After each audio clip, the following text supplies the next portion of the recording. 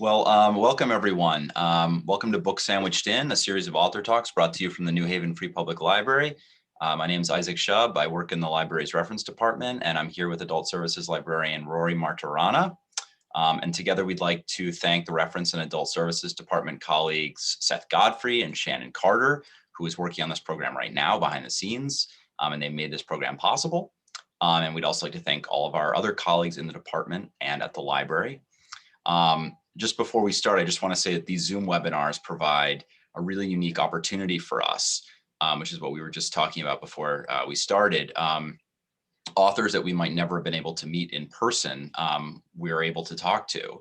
And our local history librarian, Allison Botello, created Pandemic Stories, which is a project she created in an effort to document local human experiences during this unusual time.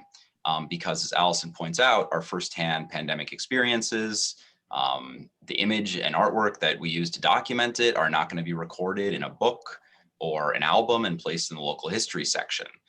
They'll be digitized. So if you're listening to this and you live in Greater New Haven, you've lived through this and you've had a pandemic experience that's unique to you.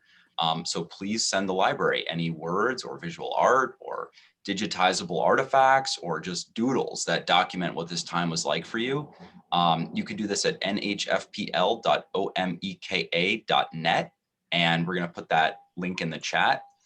And today, finally, for a special program organized with the Yale China Association's Arts Programs Director, Annie Lin, and the Public Library's Deputy Director, Luis Chavez Brumel, we're very happy to welcome Daping Chen. Daping Chen is a reporter from the Wall Street Journal. She's currently based in Philadelphia. She was previously a correspondent for the paper in Beijing and Hong Kong. And her work as a fiction writer has been published in the New Yorker magazine, Granta, Tin House, The Atlantic. And she joins us today to talk about her debut short story collection, which is called Land of Big Numbers. It's just out this February. So thank you so very much for joining us. Thank you so much for having me here. I'm really excited to get to hang up at the library, and also wanted to, again, thank you so much for not just the library, but to Yale China Association for having me, and Annie for all your hard work to make this event happen. I'm really excited to be here. We're so glad to have you. I'm just going to start with maybe a question or so. As a reporter for the Wall Street Journal, you reported extensively from China as well as the US. You actually reported on Edward Snowden from Hong Kong when he was there briefly in 2013 on the run. Have you always been writing creatively as well? How did the stories come about? Yeah, thank you for the question. Absolutely, yeah. So I started writing creatively, as a kid, and wrote poetry and fiction and short stories and all that. And it was something that I kept doing even as I worked as a reporter for the Wall Street Journal in China. And it was on and off depending on what was going on in my reporting life. But it was something that in many ways just kind of kept me going. I mean, I think being a reporter, there's a discipline to it. It's sometimes, I think, especially in China, it can feel like, yeah, I mean, it's a hard thing, especially being in China. And I think for me, fiction writing became a way of trying to piece together like a different side of the world than maybe I was always writing about. News headlines like you're covering, of course, like, trade war, human rights abuses, all sorts of sort of big macro level trends. And for me, like, what I love so much about books and fiction is like the intimate and the human and the personal. And so for me, getting to write these short stories was a way of in some ways trying to distill some of these things that I was seeing around me just in a really different format. And so, yeah, definitely was, I started writing a long time ago and kept going with it as a journalist. And really that's what, the particular time in China is what ultimately became Land of Big Numbers. So this book is, like I said, just out in February, and it's a really great collection of short stories. And I think you're gonna read to us. Yeah, I absolutely can. Right? So as I was saying, I was writing these stories all while living in Beijing as a reporter at the Wall Street Journal. And so the stories, like the characters that you'll meet a lot in these pages are, they might be ones that I encountered when traveling or interviewing folk. They might be ones, like there might be details, we can talk about some of them, I think, drawn from sort of headlines and other parts of my life as a reporter there. And the story that I'm going to read from, called New Fruit, draws very specifically from my neighborhood in Beijing. You can picture this sort of old sort of hutong style neighborhood, which is what they're called, these narrow alleys that are really the sort of architectural traditional fabric of the city, where you have these old retirees who congregate and hang out, and street peddlers who come in and bring fruit and vegetables from the countryside, and including one very particular surprising new fruit that arrives one day. And the story starts like this. It was a peculiar fruit, the orange-red tawny skin, its flesh dense and velvety and luxurious. It was shaped roughly like an egg, with a tiny yellow pit, sold packed into crates lined with its deeply green leaves. The fruit had a taste marvelous and rare, sweet with an underside of acid. We lined up for blocks to buy it from street peddlers. We exchanged bites, though never satisfactorily. What tasted to me like the look of freshly arranged sunflowers in a green vase might taste to you like the way your daughter's tiny socked feet sounded romping down the hall. For Lao Zhou, it smelled like it did when he wiped the shavings off a bench he'd carved himself and applied a creamy varnish. For Zhu Ai, it was the scent of her mother cooking rice, long remembered from childhood, and the sound of rain outside. For others, it was a look of mingled envy and admiration that came when you were young and beautiful and wearing something new that suited you exactly. The fruit had arrived one day in trucks at the city's wholesale market in crates that said Sunshine Produce, sharing space with peaches and plums and grapes and other fruit with which we were more familiar. At first, it was just the peddlers who sold the fruit, who'd picked it up because it was cheap and novel and sweet. But soon grocery stores were stocking it too, under the name Qiguo, peculiar fruit. Lao Zhou was the first on the street to try it. He was a widower who woke early every morning and did his shopping, was usually among the first at the neighborhood market. One day in April, he came back with a dozen of the fruit swaying in a plastic bag and handed them to anyone he saw.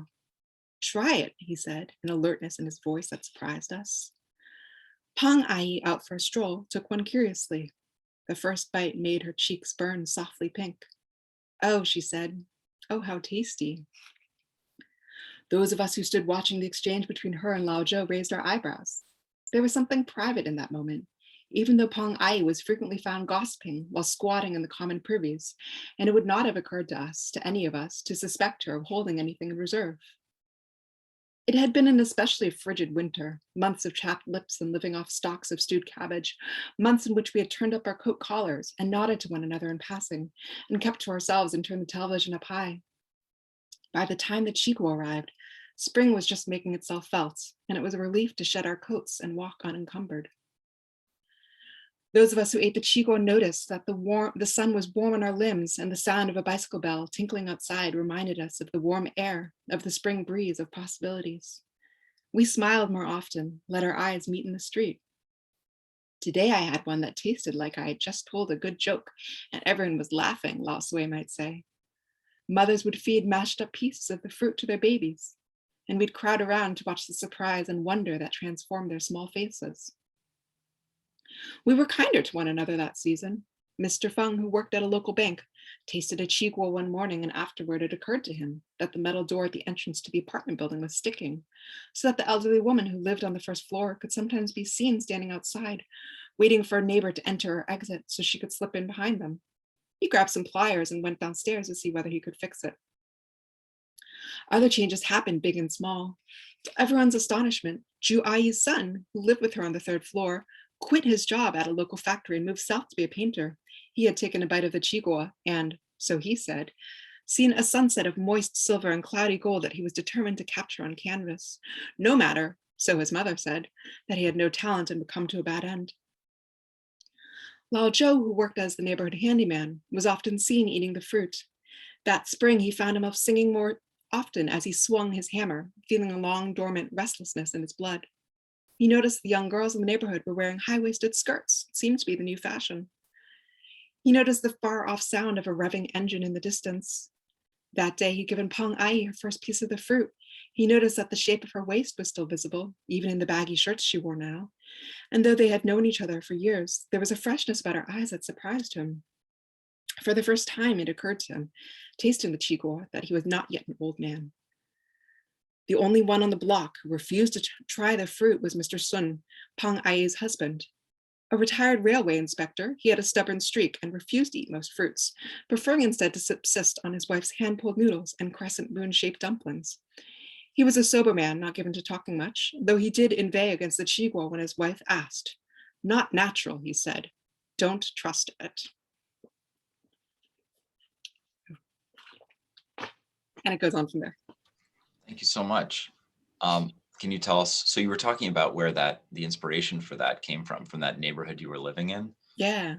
But as becomes clear in the story, there's some strong elements of magical realism. Yeah. Can you talk more about like the story and what it meant to you? Yeah, absolutely.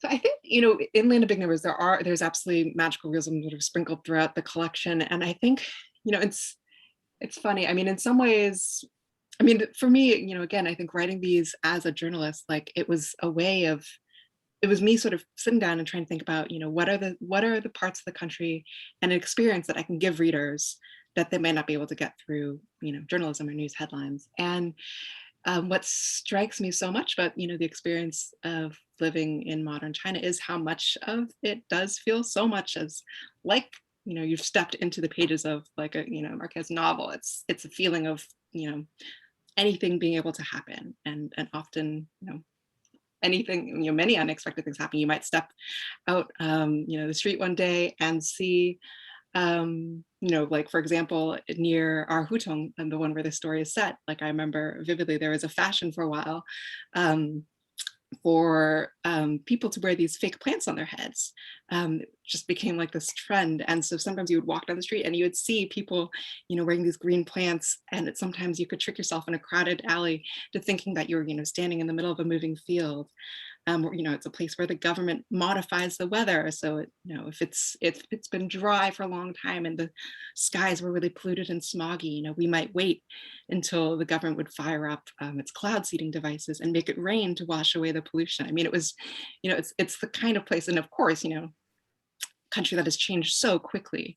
And so you have this sense of just this propulsive energy and possibility and surprise, which is something that I really wanted to conjure up through these stories. And so yes, I mean, as a new fruit, you see the sort of reality teetering on this precipice, as it so often does in China. And then I think, for it, that sort of takes different forms in the stories. I mean, in one story, readers meet commuters who get stuck underground in the surreal fashion for months and months on end. And then in other places, like new fruit, supernatural fruit that comes to the neighborhood.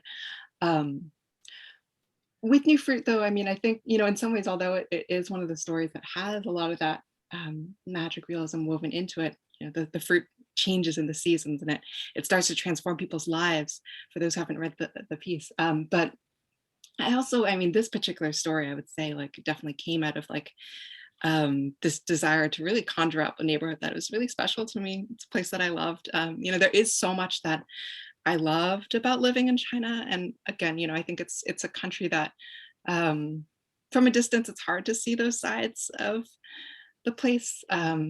There's like the characters like Peng Ai and Lao Zhou, like these are voices that just walking down the street, I would hear, and these very particular images of, this kind of neighborhood where you have this community, right, which is invoked in the story through this sort of collective we, this choral we that for me was, really me trying to write about a place that's very particular and special to Beijing and to China, and to write a portrait that felt affectionate and also true. I think the story starts out with sort of this mysterious fruit that's come and enchanted this neighborhood, and then of course it turns darker and it evolves, and the story has more political undertones as well. But the starting point really for me was that feeling of just affection for a place and wanting to render it on a page. So I know some of these stories were published in different magazines, Yeah. but not all of them were. So I'm curious, how did this come together? Like, when did you make the decision to, compile them into an actual book? Yeah. So I actually wrote all the stories and then submitted it to agents, and only then like were they published. I think actually, yeah, I think Lulu, which is the story that opens the collection, it's the story about a pair of twins, one who becomes a professional video gamer and another one who becomes, once a very promising student who becomes kind of this online activist. That was published in the New Yorker before the book sold, but everything else came afterwards. I want to say, yes, I think that's right. And really, I think, it was, I hadn't tried, I don't know, I hadn't really, for me, I think I was just so consumed in trying to write these stories and wasn't, yeah, I also just, as a journalist, I wasn't like sort of steeped in a literary community. I didn't really have a fellowship of fiction writers around me. And so it wasn't until I had sort of gone down this, like for me, I was sort of like, well, I'm just going to write these stories, and it wasn't until the book actually sold that then, I had an agent who was like, okay, well, this is how you do it. This is, now I'll walk you down this path, and let's try and get some of these stories published and out there in the world, because it was sort of a longer runway for the book. The publisher had planned, for the 2021 release, and that was sometime down the road yet. So it was in the meantime, thinking that we would send some of them out into the world and let readers start reading. Well, in a lot of the stories, I guess you were kind of talking about some of the ones that I was going to mention. It felt to me like you're talking about, or I guess one of the things I took away from it was the inability of people to connect, to get on the same page about something. So like in Beautiful Country, there's a romantic couple who might be hiding certain things from each other. They might not be. In New Fruit, everyone has their own unique experience with the fruit, but also shares, the common experience of the fruit. And the story about the commuters on the subway platform, it's like, the main character at the end really seems like she's having trouble getting through to the other waiting passengers. Right. So we're all kind of trapped in our sense of how the world is. And there's like a dissonance between, in Lulu, how Lulu and her twin see things based on their kind of different natures and their experiences. And I guess I often felt like your stories sometimes seem to indicate that dissonance can't really be reconciled. So do you see those like independent characters in Flying Machine and in Lulu and in Gubeko Spirit? Do you see them as heroic figures? Yeah.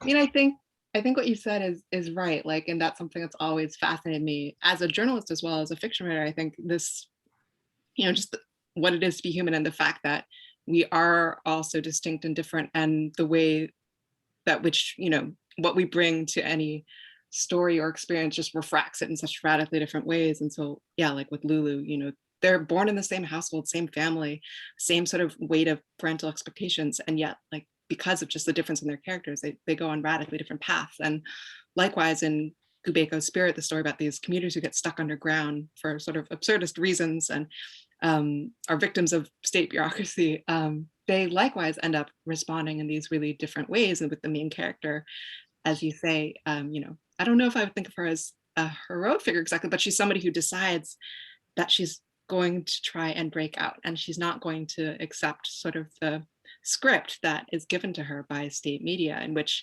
after a certain point when these poor hapless commuters have been stuck underground for months, state media comes and starts to celebrate them, and they start to feel like really almost heroic in their plight. And anyway, and I won't give away any spoilers, but yeah, she's somebody who doesn't respond in quite the same way. And you do see characters elsewhere in the book like that. And I don't know that, again, that I would think of them as heroic, but I'm always really interested when people respond in ways that are unexpected, right? Like, and I think especially in a place like China, where there is such a strong dominant narrative, right? More so than, in the States, where obviously like we have a free media ecosystem, and it's like a freewheeling, cacophonous sort of environment. And in contrast to in China, when you can like literally walk to a newsstand and like not be able to distinguish the different newspapers unless you look at the actual names, because all the photos are identical, right?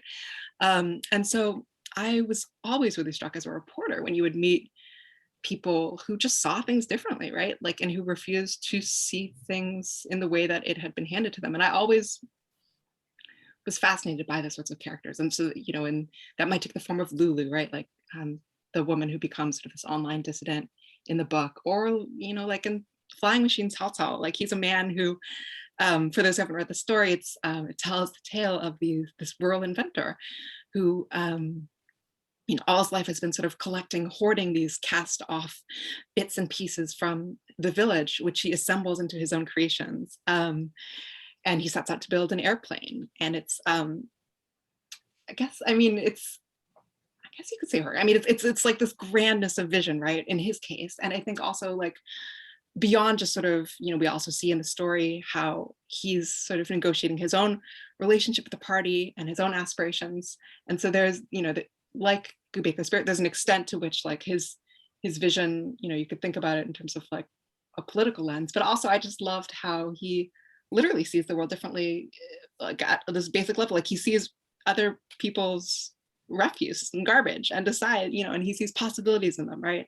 And that's something that I loved so much about my time in China was like, and again, I think this is something that's a little bit harder to perceive from a distance, like from headlines, but like just this feeling of like it being a place where there is such a sense of pragmatism and seeing the world around you and looking for possibilities and looking for ways to make a life, make a business, make a family, make change. And I think it's sometimes, it's people who make lives in the cracks of the system in ways that sometimes it's, trying to go around state authorities. And in other ways, it's, just people who have a lot of drive and vision, like Xiaolei, for example, in the Shanghai, I remember that story about the girl who works in a flower shop, just people who have a strong sense of self and vision and drive. And even when they're in circumstances that, are set up to hold them back in some ways, or at least don't seem particularly promising, like they somehow manage to thrive, or they manage to strike out and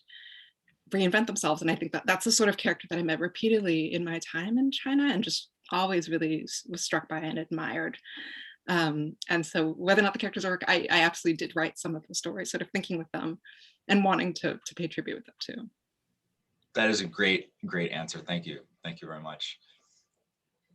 Before I ask the next question, I just wanted to say, if there's anyone watching Facebook or Zoom, on Facebook, just type up, if you have a question for Deping, just type it into the comments and we'll try to get that answered for you. Same goes for the Zoom attendees. You can put that in the chat, or you can put it in the Q&A to make sure it doesn't get lost in the chat.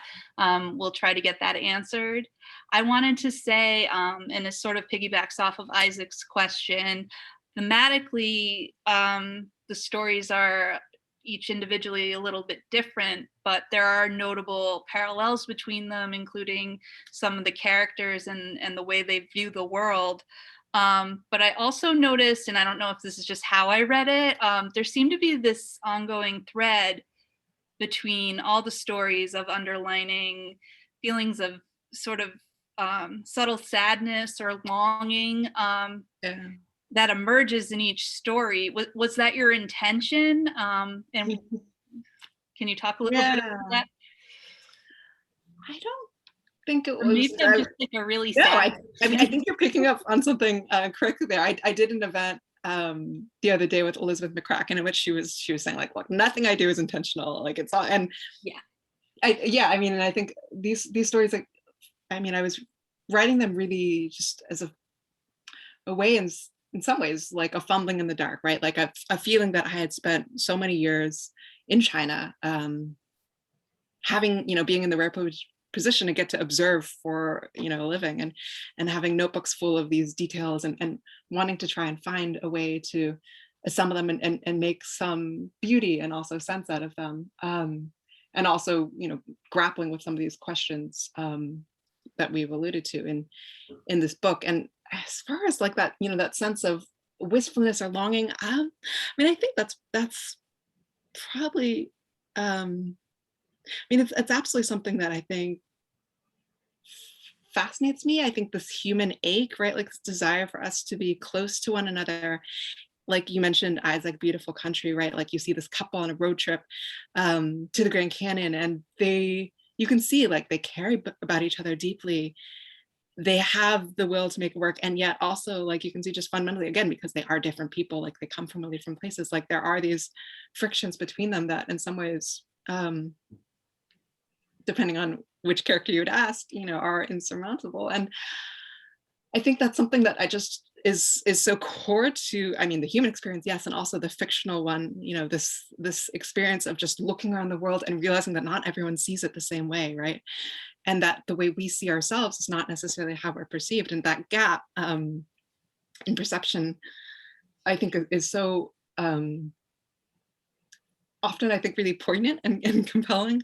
And I think, of course, too, just given the setting for the book, most of these stories anyway, like China is a place where, as we see, like in Land of Big Numbers, the title story, right, where you have a young government bureaucrat who wants so desperately, like he has a sense that, the whole country is moving ahead and there's such a sense of growth and wealth around him, right? And he wants so desperately to be a part of it. I think like you can't live in China and not have this sense, as that character does, that like it's a place that is filled with so much rich possibilities and changing so quickly, right? And so in some ways, I mean, both I think from sort of a material sense, there's a sense of wistfulness that you do encounter, of this, or desire, like this feeling like of what could be. And likewise, I think too, like with some of the characters, as with Lulu, for example, there's the other side of that ache and that sense of what could be, which is, a more political feeling of like, this is the world as it's been handed to me. This is the world that I see around me. I see, protests. I see these sorts of, acts that she's documenting on her site that infuriate me, that, that sadden me, that make me want to weep. And she's somebody who, and I think you certainly do meet this kind of person in China, perhaps more frequently than you might think, is also has that feeling of that sense of longing of like what else could be. Well, we had the first question that came in was about the significance of the title of the book, Land of Big Numbers, which you kind of just were exploring. So Land of Big Numbers is the title story, and I think you were saying kind of speaks to that. I mean, to, the character's obsession with stocks and the stock market, but that being representative of a greater interest in this kind of infinite variety of possibilities that the landscape seems to offer, while also, of course, being brought back to reality by the fact that, most people are not going to become rich and famous and, Yeah, definitely. I think that underlies a lot of it. And it has been so interesting since the book's come out. I mean, I've heard a lot of different responses from readers, and I feel like everyone brings their own interpretations, right? Like Rory, like you picking up on sort of that sense of like longing and that wistfulness. And I did an interview the other day with a British writer who saw it all through the lens of class, right? Like to him, the book was so much about, people's class ambitions and to what extent they're frustrated. And that, we were joking afterwards, he was like, that's a really British preoccupation. That's just what I'm bringing in your book. But yeah, I mean, I do feel like every reader has taken something really different away from it. With the title Land of Big Numbers, I mean, it was something, for me, it's sort of like, I'm someone who grew up in libraries and loving above all to read. And, and I read a lot of fantasy too growing up. And one of my favorite books, Land of Oz, there was something, the Land of Oz series, and I think in some ways, not intentionally so, but there's a bit of an allusion to that too. I think this feeling of like, there's like just that it is such a mythic place to a lot of people, China, right? Like one that, again, as the title indicates, is defined so much on this sort of gargantuan abstract scale, right? And I think it's something I was acutely conscious of as a reporter, right? Because, as a reporter for an American newspaper, like your job is to try and explain a country like China through, an 800-word dispatches to an American audience who has like zero familiarity with the country. And it's a tall order. And it also, for me, as I mentioned, it just, I so often just found myself being fascinated by other parts of the story that weren't inherently newsworthy. And so like, I think, my hope is with you know, and I think what the title is alluding to is like, it is this country, right, that you think of, so many of us think of at this abstract scale of GDP, statistics, all that. But like when you break it down and you really look at the human, it's so much richer and more compelling and surprising, I think, than you would imagine. So Annie, who we've been working with from Yale, China, she says, loving this conversation. Thank you. I'm curious about how you grapple with choosing which stories you share and how you arrived at settling on those 10 particular renderings, which is a great question that I also had. What stories didn't make the cut? Oh, what a good question. Yeah, so a few stories did not make the cut, one which I almost regret at this point, not having put in, because there's actually a story, it's called the China syndrome, and it was about this highly contagious disease that starts in southern China, and it travels via airplane, like to Hong Kong, or from Hong Kong, and then via airplane to New York, and it takes over the globe. Like it starts to shut down economies, like the whole world changes, and people start going out, you know, masked and wearing these like sort of protective clothes, and everybody starts to hunker down at home and like order, you know, everything's like done by apps. Anyways, it was like sort of this satirical piece, that when I looked at it a few weeks ago was definitely had some resonances with the current moment. So that was one.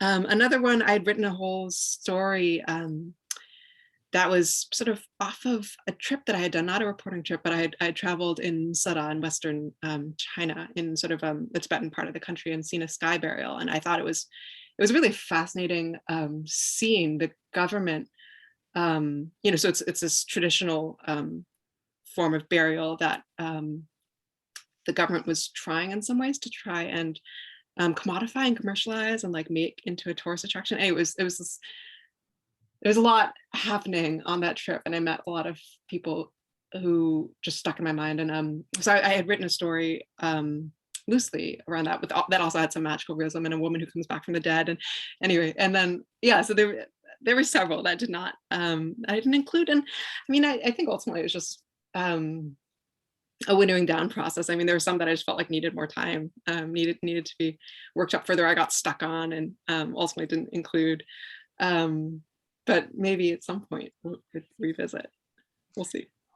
I also just wanted to ask you, because so many of these stories, I mean, they take place in China, or they take place in the US, but maybe with someone who has a foot in both countries. So your parents were not immigrants to this country. My dad was, not my mom. Yeah. Oh, your dad was. Okay. Yeah. So I read an article that you wrote in the Wall Street Journal about discovering, you know, your ancestors, your great grandparents, their past in China. Right. And that, for example, like what really struck me was that you found out, I think, for the first time, that your great grandfather had actually moved from somewhere else in China to Beijing in 1915 to work as a reporter. Right. And you know, that kind of, you did the same thing almost 100 years later. Yeah. And you had no idea, I think, right? Exactly. Yeah. So, I mean, what kind of experiences then, as an American, do you share with the characters, and which don't you share? You know, and how do you think about that? Yeah, it's funny. I really wasn't thinking about myself in writing the book, and I mean, I think that's maybe partly like I tend to like authors who have like a more receded presence, and maybe it's also a little bit of a muscle from journalism, just, you know, not putting myself too much in stories. So I wasn't thinking about it so consciously. I mean, I do think, you know, so, like obviously some of the stories are set in the States, and many more of them are set in China. I think just because, and it wasn't me trying in some ways to, you know, mirror my own sort of background, or, you know, sort of harkening to any particular experience I necessarily had. You know, Atlantic City, Arizona, like sort of a Berkeley style city that all appear in the pages. I guess Berkeley is the closest, and that's a place where definitely I was writing more through, like literally in writing environments that I've spent a lot of time in. But beyond that, I mean, I think like I just, you know, the settings for the stories, I mean, I think really an outgrowth of, they were the ones that I knew, right? Like, so China, ends up being the motif of this book, obviously, but, or people, you know, in the diaspora living abroad, but that was just, it's because it was like a place where I had spent most of my adult life. It's a place where that I felt like I knew the best, really. I mean, at this point, you know, I've come back to the States, and it feels quite strange to me. It's, I mean, I think it's, yeah, I'm struck, certainly in coming back, by like, if I was going to write about the US, like I feel like I would need to spend like 6 years maybe also taking notes and like getting up properly to speed before I felt acclimated, and maybe like I can move enough around a fictional landscape in the same way. And I just, it was, you know, by the time I sat down to write Land of Big Numbers, you know, first as a student, I had spent time in China, and then of course as a reporter, and just, it was the environment I knew. And so that's where the stories landed. I don't know if that answered your question. Yeah, no, absolutely. Absolutely. We also have a question from Luis, asking, you know, are you kind of in this similar vein, are you hopeful about more Asian American Pacific Islander representation and opportunities for Asian American Pacific Islander authors? Or do you have a sense of what role will literature or storytelling more broadly kind of build bridges between the US and other countries? Is that a way to, I mean, we always think of that kind of maybe patly as like a way to build empathy, but it can definitely aid understanding. Yeah, no, thank you so much for that question. And I mean, I definitely, it's striking to have the book come out at this particular moment, you know, and when we have seen an uptick in anti-Asian incidents and violence. And, you know, it is, of course, absolutely my hope that people who read the book are reminded of the human. And it's been such an ugly year, right? And part of that being the rhetoric that we've heard. I think, yeah, I mean, I always think of, you know, fiction is, you know, it's an act of empathy, as you say. It's an act of imagination. It's the act of seating yourself in someone else's home, in their family, getting to see the world through a different pair of eyes. And I just, you know, I'm a journalist, of course, by trade, and I believe in facts, but I also believe really powerfully in experiences, right? And the ability of experiences, perhaps above all, to really change minds and how we relate and connect. And, you know, I think like when I was a kid, before I ever had a passport or was, you know, had been abroad, I grew up in California. And I would sit like in my, you know, my hometown library and read, right? And that was my way of traveling the world and getting to understand it. And I absolutely think, you know, and that's what stories can do, is expand our map of the world and the human experience. And it's something I hope Land of Big Numbers absolutely accomplishes. I mean, especially now at a time when, you know, my colleagues at the Wall Street Journal, many of them having been kicked out of the country, along with reporters from other American newspapers and beyond, like, yeah, I mean, I hope it provides that window into a place that, you know, increasingly I think feels less accessible, to say nothing, obviously, of the current limitations on travel. And I think too, you know, beyond presenting a place that, you know, is foreign to a lot of readers here in the States, I think it's also just, I hope, a chance to read and engage with stories that remind you of how similar in some ways we are, you know, right? Like if you sit and get to read about, you know, what it's like to be part of this couple in this part of Beijing that I'm writing about, you know, New Fruit, or getting to eavesdrop on family discussions in Land of Big Numbers, or being part of that couple in Hotline Girl, right? When she's working in a government call center and her ex-boyfriend starts calling her, sort of stalking her from the countryside. Like, I think these are all, like, these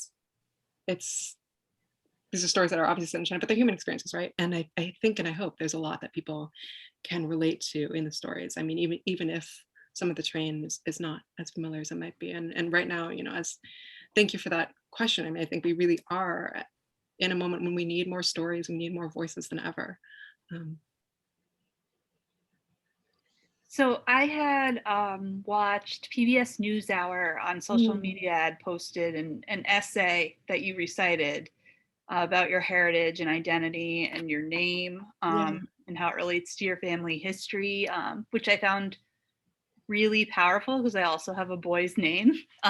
That's right. And actually, my name is the spelling is Americanized, but it's really Celtic. Oh, And you know, if you spell it in Celtic, it's got like way more consonants, and no one knows what it, you know, like oh all these wow. names How do you don't. spell it? Huh? It's like RUARDHRY or RY, Oh wow. like very complicated. My grandma always used my Irish grandma, who she passed away in May, always used to, on cards and everything, spell my name the Celtic way. It was so cool. She was very proud of the Irish Oh, I love that. heritage. But so when I listened to that story, I kind of saw some similarities there. But I was wondering, and if anyone wants to watch this, we actually shared it on our social media on Sunday to get the word out about this event. So you can go back and watch that. So, you know, without, short of having to recite the whole essay, can you talk a little bit about that? Because I think, you know, family history and heritage, it's a big part of, you know, who we are as people. And if you're a writer, that's going to really influence your work, Yeah. especially since you like wrote all these terrific stories about China and you clearly have such a fondness for the country. I was wondering if you could touch upon that a little bit. Yeah. So that, I mean, that essay for PBS NewsHour it really was, yeah. So it's about my name, which, as you mentioned, it's a boy's name. I was named after my grandfather, and I was raised in a family that took this idea of ancestry and heritage really seriously, and was, you know, just steeped in the sense of like the importance of being Chinese, from when I was very young. You know, attended bilingual school and was subsequently ferried on a compulsory basis to Saturday school. And anyway, and yet actually, like, they had never wanted me to go to China proper because, you know, my family had left generations ago, and you know, it was the communists had won, and my family subsequently, you know, had up sticks and made a new life in America. And I think there was a lot of trepidation, and when I, for my dad in particular, when I went back, um, and I think there's, you know, it's so interesting when I think about, yeah, I mean, I think for me, like, the process of writing this book absolutely was, in some ways, is reflective of like my experience of getting to know and understand the country after, you know, my family had split with it for so many years. I think, like, when I first arrived, it was with this real sense of alienation and dislocation, right? Like, I was kind of airdropped in Beijing as a student. This is pre-Olympics, and the sky was gray, bleak, like the city just looked like this monolith. It was, you know, and surrounded by so much sense of destruction, right? Of this was in the run-up to Olympics, so like the city was, they were tearing everything down basically that they could to kind of prepare in certain Hutong neighborhoods of the kind that my grandmother had been raised in. And so all that, like, I had this very emotional reaction to the place, and left with a real feeling of sadness. And it was only as a journalist coming back that I really started to, as I, you know, interviewed people and traveled and got to know the country through this different, from this different perspective, that I grew to really have, you know, to love the place and for it to be, you know, again, truly like my home for all those years. And I think, like, this is true of, I think, for many immigrant families, you know, this experience of going back to a country and rediscovering it, right? Because history has continued to march on. And yeah, there's something to, I mean, maybe to an extent, like you were asking about, you know, the sense of longing and ache. I think, I mean, for my family, I think, has had that feeling about the country for a long time. And I think for me, writing this too was a feeling of, yeah, I mean, the whole experience of it broadly, of looking at a country, but also, you know, being aware that, like, our perception of it from a distance, you know, me growing up in California in this household that had its own sort of set of associations and a different history, being very much aware of, like, the way that we saw it was not, you know, maybe didn't conform to reality. And as I, you know, as I grew to spend more time there, you know, understanding more about it, but always with, I think, the sense that, you know, we try and get as close as possible to the truth, and we try and understand people as much as we can, but I think both as a journalist and a fiction writer, I'm aware that there are always gaps. And so again, I think that's why at the end of the day, we need more stories, we need more voices, because, I started by reading this story with a coral we, but the we is so much more expansive than that. And the story has many more dimensions. And I hope absolutely, what we see out of this moment are more of them getting to be heard and told. Well, I think we have another question for you, but you keep talking about, the truth and how it's so, as a journalist, so difficult to, really figure out what the truth is. And I've worked a lot in journalism as a fact checker. And so sometimes, I would share with people, oh yeah, well, I'm a fact checker, and people say, oh, well, that's really important. You really find out what the truth is. It's like, yeah, sort of. I mean, try to maintain consistency as best we can.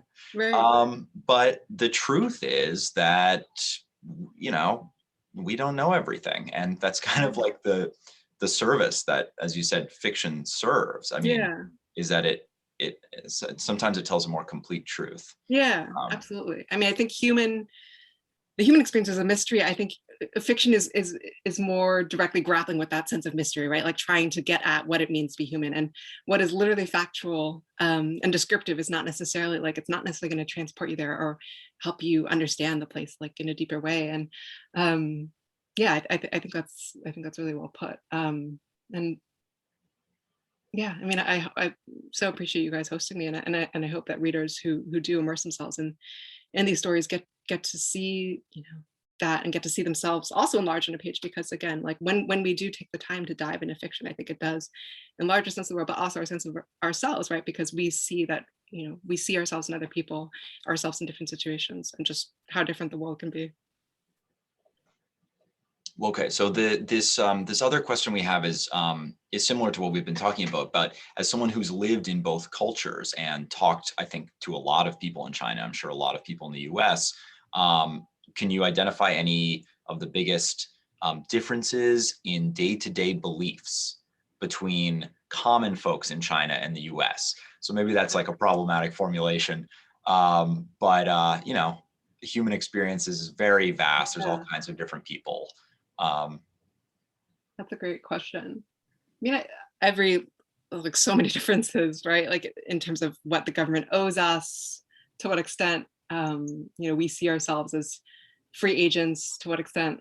Yeah, I mean, we could spend a whole hour talking about differences. I think one thing though, and this goes back to some of the things we've been talking about. I mean, I was always really struck at the commonalities, because I think, much of the spirit that you encounter in some of these stories, like with Cao Cao, this world inventor who sets out to build this airplane, like, I mean, it's like a feeling, I mean, of pragmatism, right? And this like can-do sense of like, I'm not content with the world as it is, and I'm going to transform it to make it what I want it to be. I think you really run into that sense of that pragmatic streak in China, I think sometimes married to like a really strong, like, over the top sense of ambition too, which is part of, I think, just kind of like where the country is economically, and that sense of possibility and really constant change. Whereas in the States, maybe perhaps less pronounced, but I was always struck, like this feeling of, I had that sense of recognition of, like sort of what we think of as like the can-do attitude in the States. And optimism too, that is a part of that too. I think of like Americans as a pretty fundamentally optimistic people. And likewise, I think of people in China as pretty fundamentally optimistic too. And that is something, again, when I step back and I think about sort of the two countries and the amount of friction right now that this moment contains and has contained in recent years, like, and all the bridges that have been cut off, like, at the end of the day, I have to remain ultimately hopeful, because I do think like there's so much more that we share than what divides the two, I hope. Absolutely. Yeah, I mean, anybody else? Sorry, Isaac. Does anyone else who's watching has a question? Please try to get that in, because we are approaching the end of our time. Yeah, I guess before we finish, I mean, we talked a lot about, we haven't talked really directly about politics. I mean, in China, and I guess now thinking about it, never having been to China, but land of big numbers. I mean, that's almost like seems like, the kind of theme or title that could apply to the US, as China is this Absolutely. kind of rising power, and you're describing people kind of filled with entrepreneurial spirit and individualism and independence. Those are all things that we commonly associated with the US. So there's a great cultural similarity there, it sounds like, in some sense. How do you, what were the, like in Lulu, for example, which is kind of an overtly political story. Right. Can you talk about like the kinds of things that you were thinking about when you were working on that? Yeah, I mean, I think with Lulu in particular, I mean, one question that was really preoccupying me when writing that story, one that you see surface in others too in the book, is just this question of, what it means to live in a society where you're surrounded by a lot of injustice and you yourself are in a comfortable position. Like Lulu's family is, they're not wealthy, but they're comfortable. And she has, horizons. She has promise, right? She's attending university and is a strong student and all that. Like, and yet she's someone who's so discomfited by what she sees around her that she decides ultimately to, to really strike out on this path that is ultimately proves dangerous. And I think, and yet at the same time, like we see a brother, right, born in similar circumstances, choose to walk a much more comfortable path, and in the end become like quite professionally successful. And I was really struck by, always struck by that sense of dichotomy living in China, right? When you do have people, right, on the one hand, like Lulu, some who decide to, in many ways, like put themselves on the line, right, often, and yet others like our brother who do not, and who sort of accede. And I think like that's a question that I think, in the States too, that we've been grappling with to an extent, like in, over the course of the past year, this feeling, like I think there's, especially after the events surrounding George Floyd, I think there's been so much stronger of a sense in the States that like that, it's a society that is bifurcated, and you if you're somebody who's comfortable, like, and now have a sense of awareness of the things that are broken around you, like to what extent do you make, to what extent do you change your own actions, to what extent do you decide, as we see Lulu do, to change the course of her life, and her way of thinking in these deeper and more radical ways that ultimately, prove really, impactful for her family. I think these are just, anytime, absolutely. Anytime you're in a society, I think, like China, like the US, that is so bifurcated in many ways, right? Like you're always left with that question of like, where do I stand? Like, what's my role in it? To what extent do I try and change things?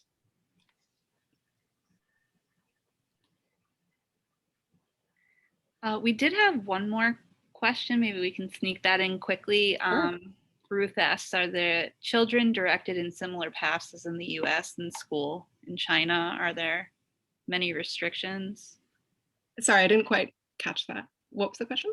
She says, are the children in China directed in similar paths as in the US in school? I'm assuming that's like picking your career path when you're in high school. And are there restrictions? So, I mean, a lot of the, more so in the States, I mean, a lot of in China, like a lot of your fate is going to rest on testing, right? And so ultimately, I think it's different in that sense, because like the way that you get sort of funneled through a system often, even down to like your choice of major is going to be dictated by, how you score and whether or not you can get into a certain sort of tier of major or of university. So for all the talk of similarities that we've had on this call, I think the education system is one where it's pretty different.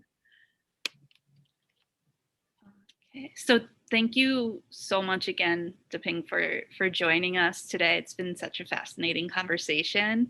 Again, the book is Land of Big Numbers, just right here. We have it at the library, or you can stop by a local bookshop and pick it up. It's really a beautiful collection of stories. On behalf of the library, I would also like to thank again the Yale China Association and Annie Lin for collaborating with us. Please join us again on Thursday. We're going to have Janara Nierenberg, who's the founder of the Neurodiversity Project, and she wrote a book, Divergent Mind, about neurodivergence in women. She'll be chatting with Melanie Melody Moezi, who is a lawyer and an activist and also an author. And then on Friday, our own Samantha Bailey, who is the newest addition to the NHFPL family, she'll be chatting with author Catherine Alto about Writing Wild, which is a book that celebrates female poets and nature writers, which is a special Earth Day and Poetry Month event. Details about all of our events are available on our website at nhfpl.org. And one last note, this program was sponsored by the Poynter Fellowship in Journalism, the Yale China Association, and it was also made possible in part by gifts to the New Haven Free Public Library Foundation. If you enjoyed today's discussion, please consider making a donation at nhfpl.org/donate to help support our collections, our programs, and our services throughout the year.